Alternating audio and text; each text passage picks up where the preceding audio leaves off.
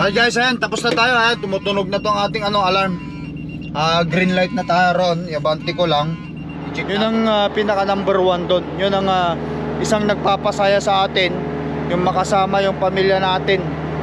Sa totoo lang guys, bitin na bitin yung yung panahon ko yung day off ko na 4 na araw. Bitin. Kung alam nyo lang, mas gusto ko pa nga yung 1 linggo, 2 linggo sana sa bahay Kung sana bayad lang itong truck ko, hindi na ako masyadong maghahataw ng biyahe. Kasi mas masarap guys yung laging makapiling yung pamilya Kasi matagal na tayong nag-OFW sa Taiwan. Ilang taon kami nag-Taiwan ni Mrs. Lumayo sa mga anak namin bago nakapag-Canada Itong klase ng trabaho ng trucking dito sa Canada, weekly o minsan buwan pa bago umuwi. Kaya para sa akin lang kasi para sa akin ito ikino-compare ko ang sarili ko sa sarili ko lang. Hindi ako nagko-compare kung kani-kanino.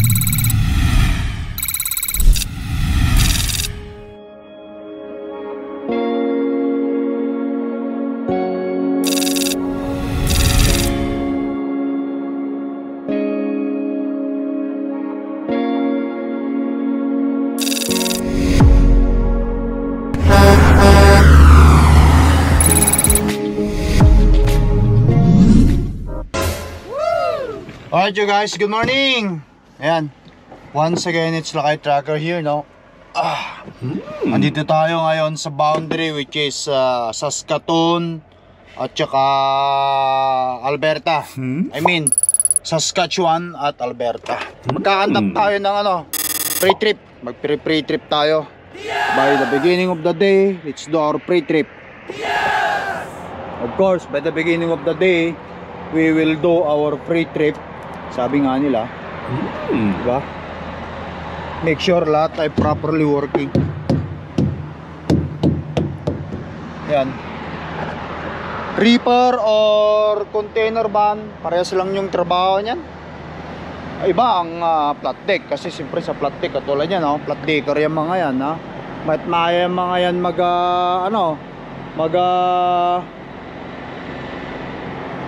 pagta-tighten ng load. At saka siyempre lagi nilang tinitignan yan. Pero tayo, tayo?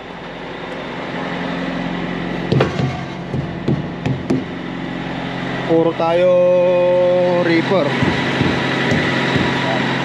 Ayan guys at nandito tayo sa Alberta na, sa Bandarian. Paglagpas mo na yan, Alberta na yan. Sa mga nakasunod sa video vlog ng Lakay Trucker, kung time tayo inabot naman tayo ng mga ilang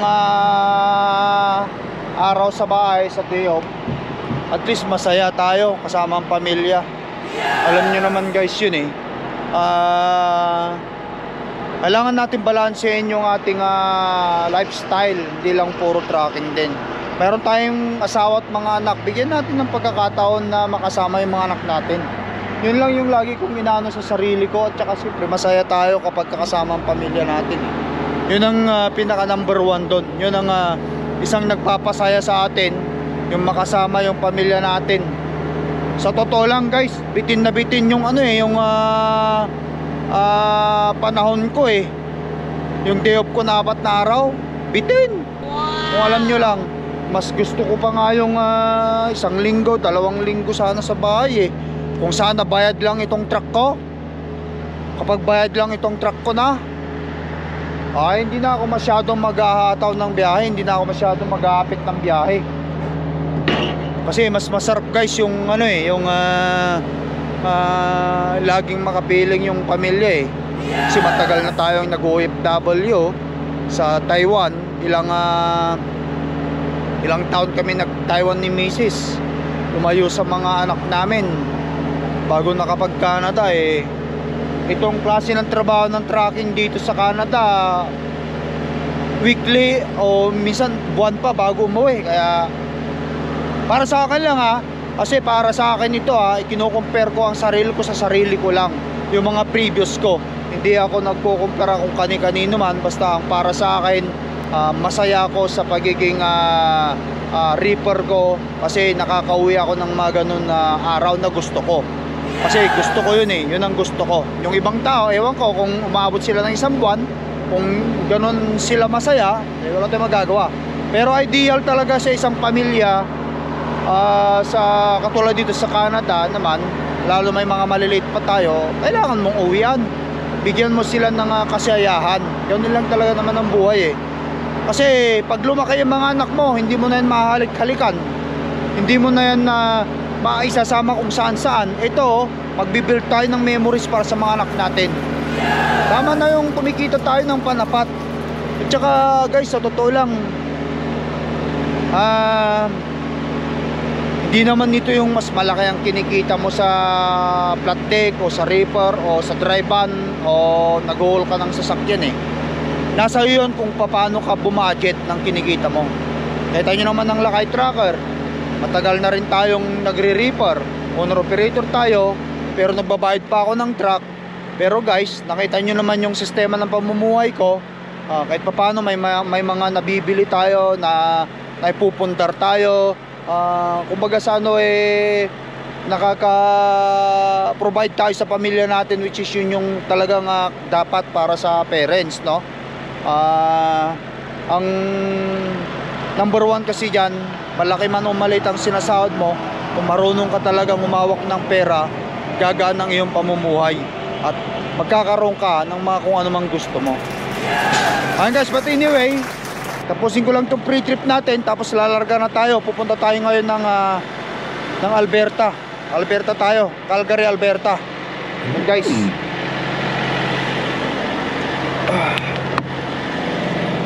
Okay. Yan ka lang. Conditioner to ng ng diesel pagka winter. Lagay mo dito para hindi siya matumba. Diyan ka lang muna. Minus 10 set point. Box, minus 10. Good.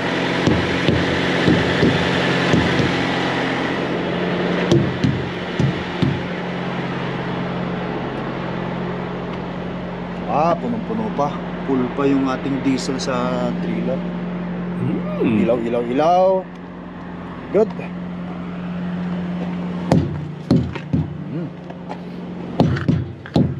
Alright guys, ayan, para makarating tayo dun sa deliver natin. May deliver ako mamaya, mga alauna yung delivery ko andun na ako bago mag alauna. Let's go. Yes! Let's go guys.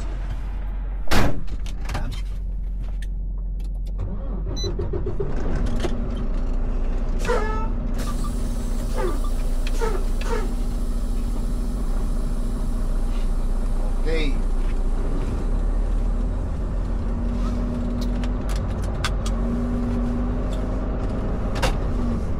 Samantalahin natin mga idol kasi araw pa, wala pang winter. Kahit tayo guys, may mani akong kinukutkot. Wow!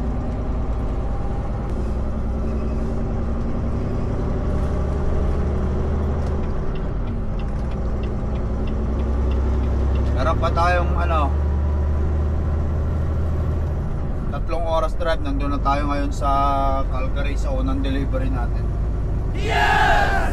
2 delivery to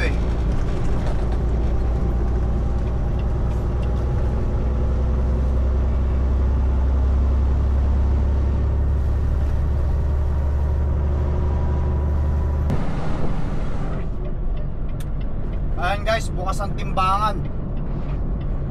Buti na lang at nag-pre trip tayo kanina at na-check natin lahat-lahat at kumpiyansa tayo.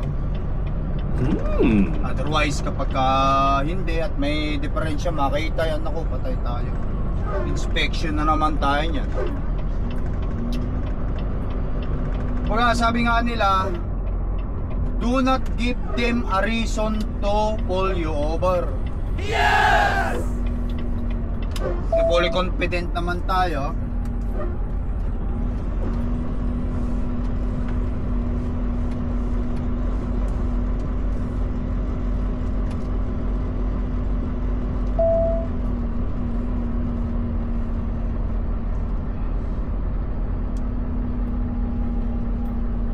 In 1/4 mile, turn right on Highway 1. Okay. Baba natin ito para marinig natin kung magsasalita sila.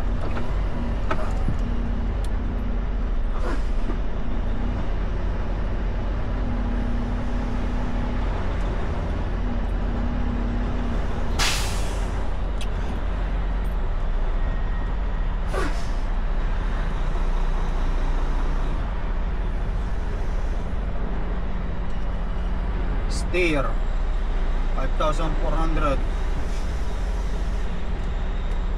14,200 ang drive.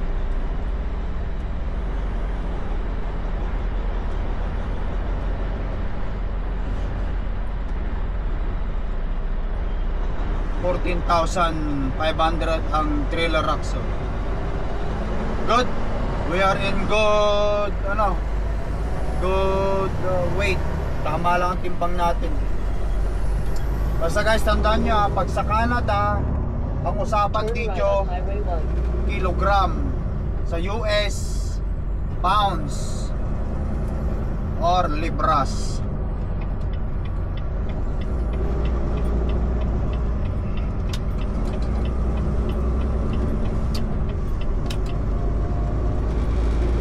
Continue on Highway 1.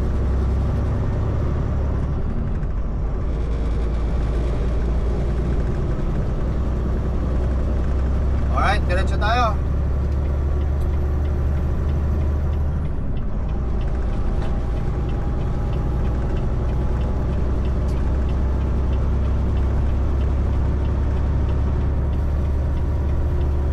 Guys, kape-kape. Panlaban sa antok.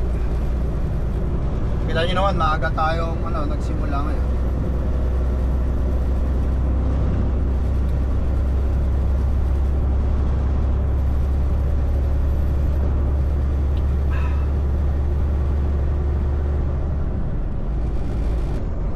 Alright guys, ayan, malapit-lapit na tayo. Isang oras na lang.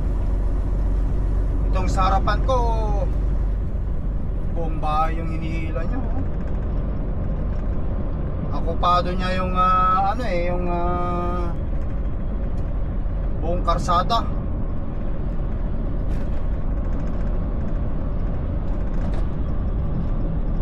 Wala ng pilot niya, dalawa yata sa likod o isa. At saka dalawa sa harapan. Hopefully makita nyo. Ganyan dito kapag bibili ka ng bahay. Yung yung mga tinatawag na yung mga show home, na yung ginagawa muna tapos ita-travel nila tapos ilalagay sa isang lugar. Katulad dun sa kung may property ka, may lupa ka, ganyan ang bahay yata na mabibili mo kung gusto mong bumili o maglagay ng bahay.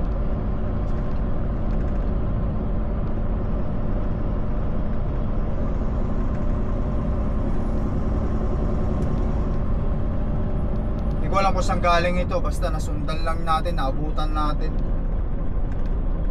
Pero tatabi rin yan pag nakakita ng mga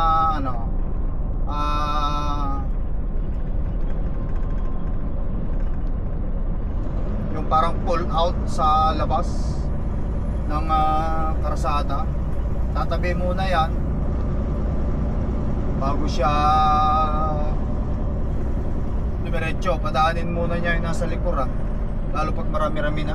Ngayon wala pa naman, ako pa lang naman yung nasa hulihan.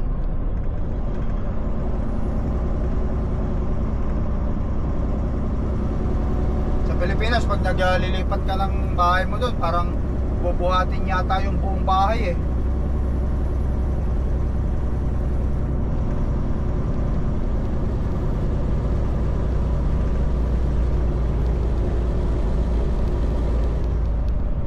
Oversized load tawag sa na yan,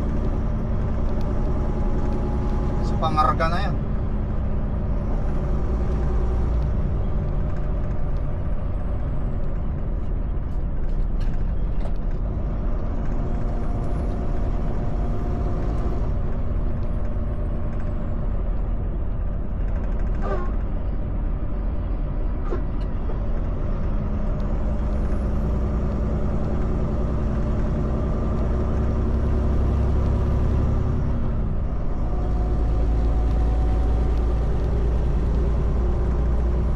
lang kasi nila pwedeng may transport yan eh sa ganito, yung dalawang ano, highway. Hindi pwede yung salubungan kasi wala na yung mga kasalubong, wala nang dadaanan.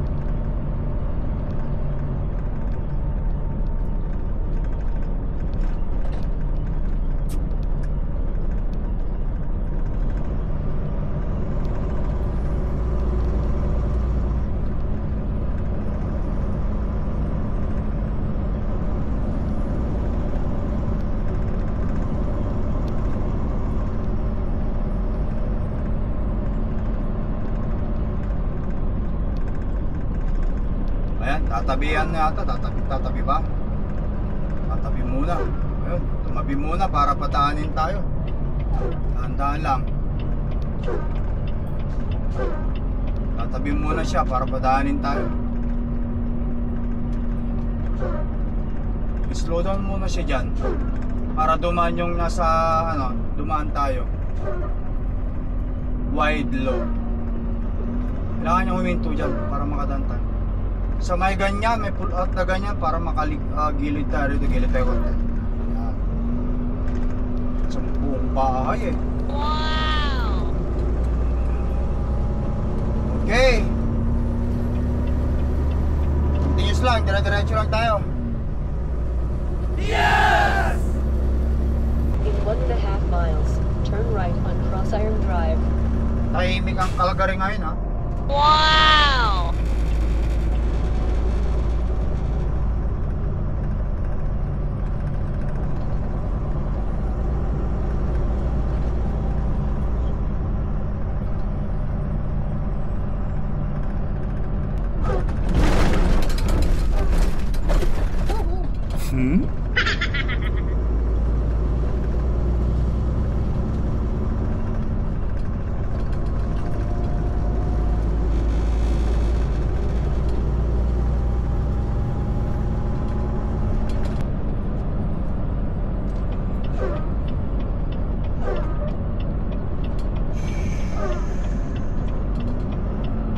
Turn right at the traffic light. Bilis lang, bilis lang. Tsaka gandahan guys, hindi masyadong traffic. Yes!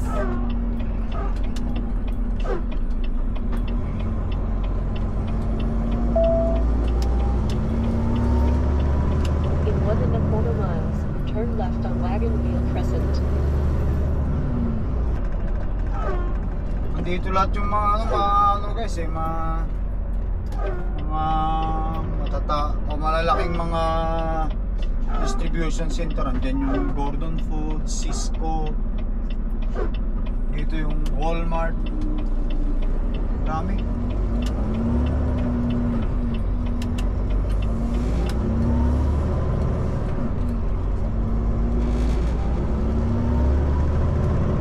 Arriving at 261030 Wagon Wheel Crescent on the right.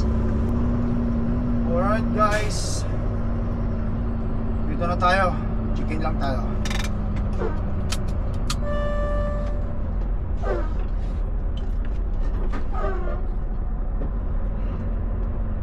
Okay.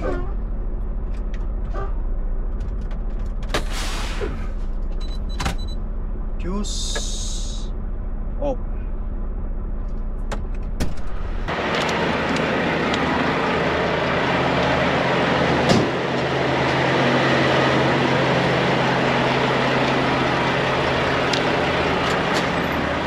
Hello sir. Good afternoon.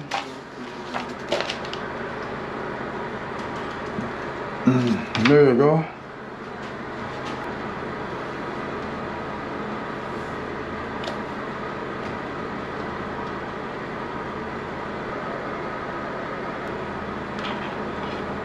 You have the safety shoes on?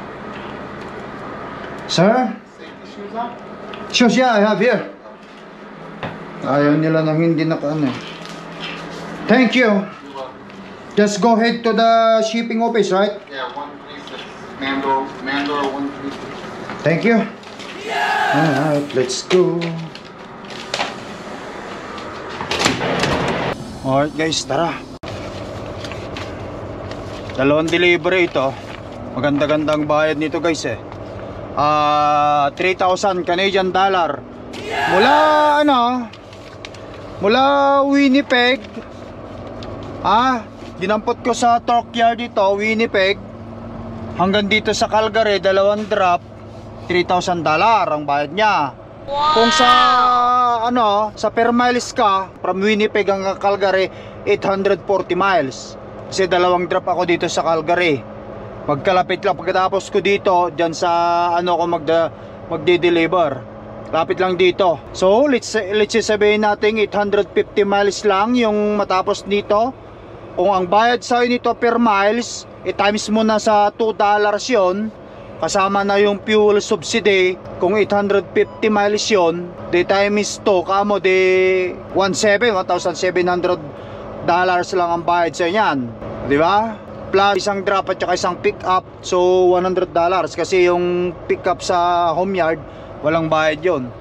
So 1,800 lang. Ang bayad sa akin nito 3,000. Lamang ako ng more than 1,000 something. Kaya medyo para sa akin mas maganda ang revenue para sa akin guys ewan ko lang sa iba. Kaya ito, kahit na bumiyahe ka ng isa o dalawang biyahe lang, okay ka na. Nakuha mo na yung sahod ng tatakbo ng mga 5,000 o 6,000 miles kada 2 weeks. Alright, but anyway, papasok muna ako sa loob.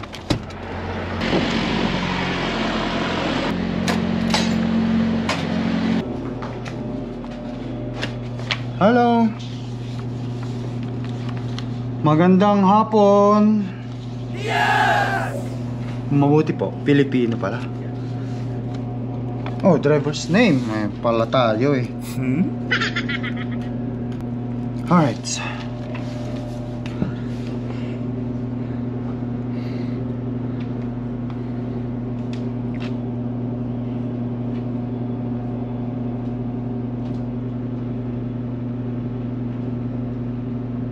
Oh, 152. Keep the doors closed. Basta atras na lang ako doon 152 sir, no? Yeah. Sila nang bahala doon. Hindi, nagtawagan ka. Tap para i-break. Okay, 150 to. Baka makalimu 150 to. Sulat ko na nga dito sa kamay ko. Okay, thank you sir. Okay. Pilipino eh. Tara sa door 150 to. Atrasan natin yan.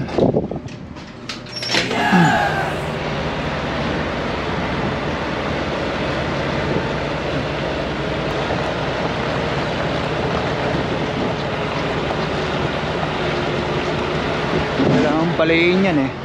Tapos straighten out. Diretso natin.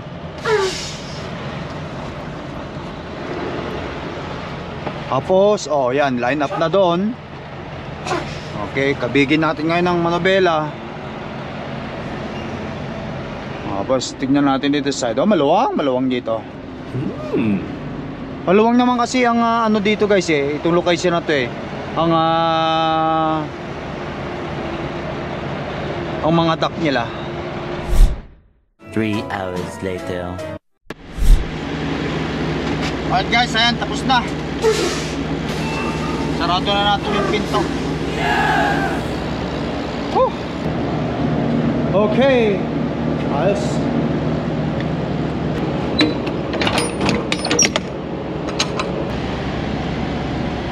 Report pa.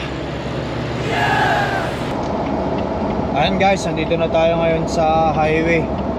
Punta sa next delivery natin. Highway 2. Lapit lang naman yun eh, side by side lang eh. Wala pang 10 kilometro. Ito may bukas na timbangan. Vehicle over 4,500 kg report to vehicle inspection station. Timbangan.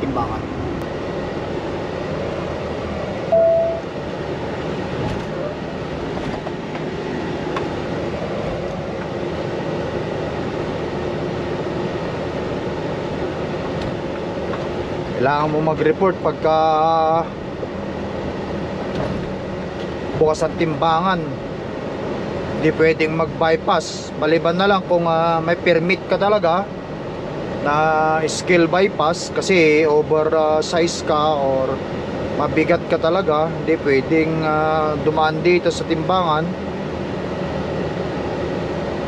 Pwede talagang hindi ka pwedeng dumaan, bypass ka pwede.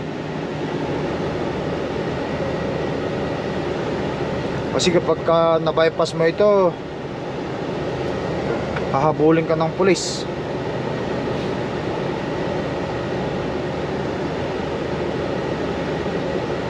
$5,100 ang steer,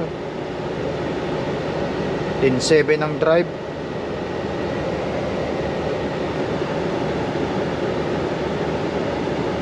Puro 7 ang trailer. Okay, let's go. Wala namang problema.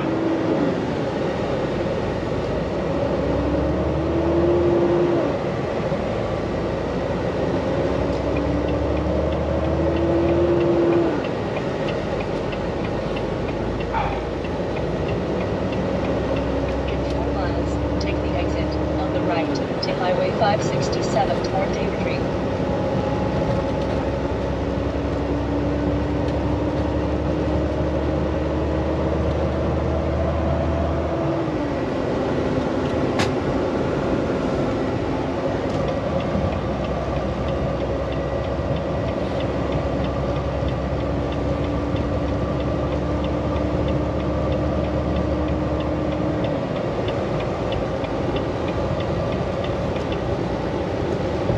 Alright guys, mga 3 kilometro pa. Ayun na yung sign ng Airdrie, kung saan tayo magde-deliver. The city of Airdrie, Alberta.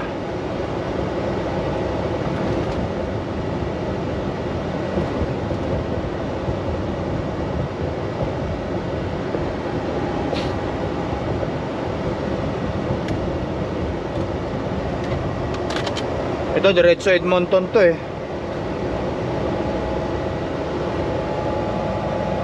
Tahimik ngayon guys.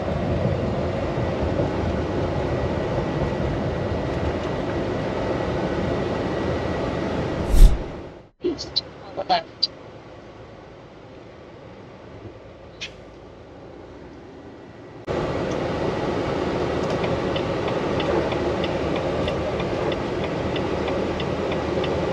Alright guys, nandito na tayo. Ayos.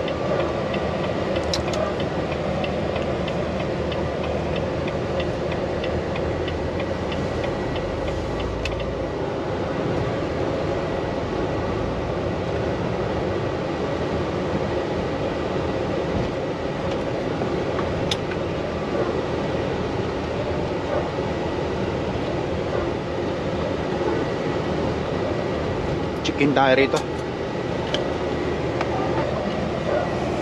Pilipino yata to.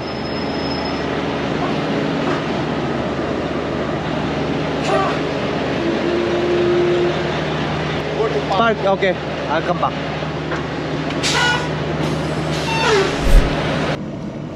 Alright you guys, yan. Magandang gabi. Inabot tayo ng gabi. Nandito na rin ako sa loading dock nila.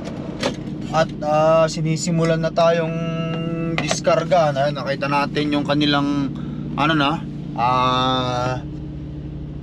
dock. Oh. Ang salamin. Pulang-pula na tayo.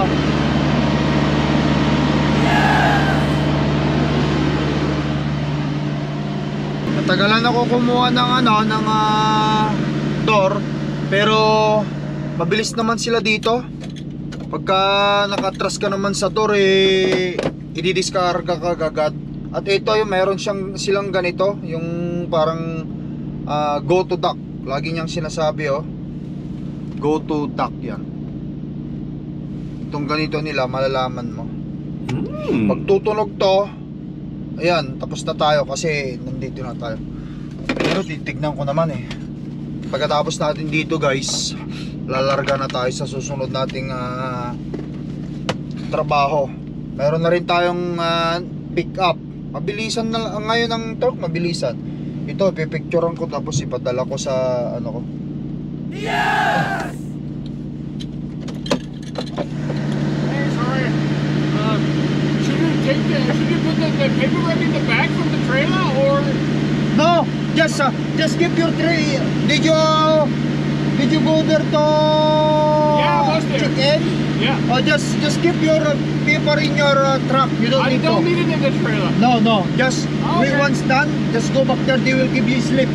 Okay, Oh. thank you. No worries. Nagtatanong si bro.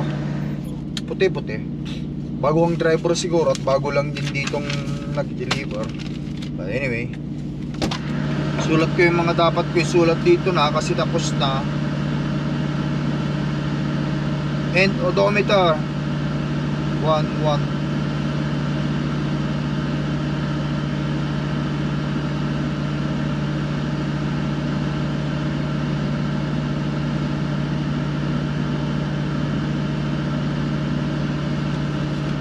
Alright guys, mabilisan lang. Hintayin ko na lang at pagkatapos nito, alis na tayo agad-agad.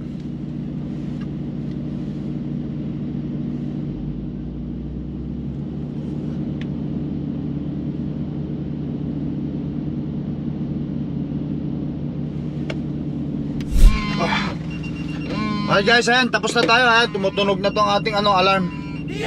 Green light na tayo ron. Iabante ko lang. I-check natin ang likod. Sarado ko yung isang pintuan doon kasi paglabas ko doon titignan pa yung loob. Naka-clip nga ako eh.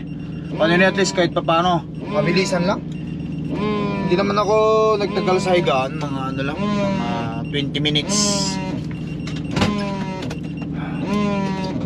Panto ko lang.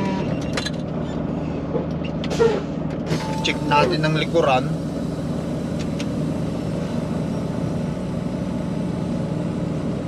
Ay, tapos na naman ang isang trabaho na ibinigay sa atin.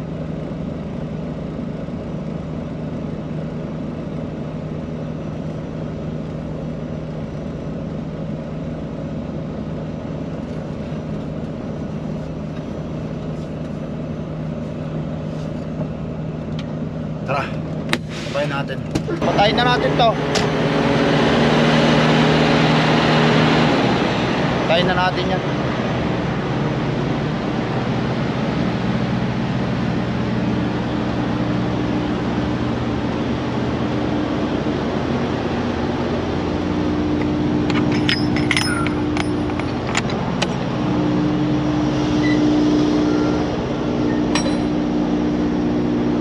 Sure natin walang laman kasi baka mama may laman pa eh. Pagdating ko di ko makita eh.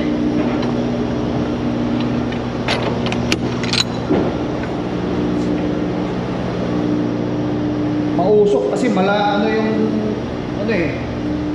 minsan kasi guys nangyayari na kapag kayong ayan walang laman, wala na. Kapag ka fully confident tayo, pagka nag-umatras ka sa dock, umalis ka, hindi mo alam mayroon palang reject o refuse to receive, pupunta ka doon sa susunod na pipikapan mo, magugulat ka na lang kasi meron pa palang isang paleta, dalawang paleta dyan. Ayun, problema mo kung saan mo dadalhin. Kaya ang importante dyan, diskarte dyan, double check, triple check bago ka umalis sa sa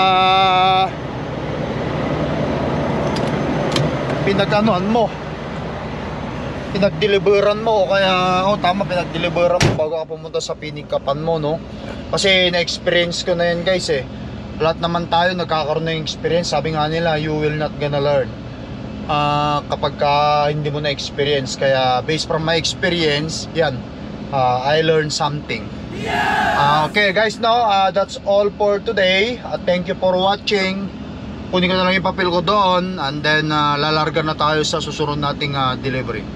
Once again guys, it's Lakay Trucker here. Thank you for watching. Ingat kayo lagi dyan. Peace up. Bye.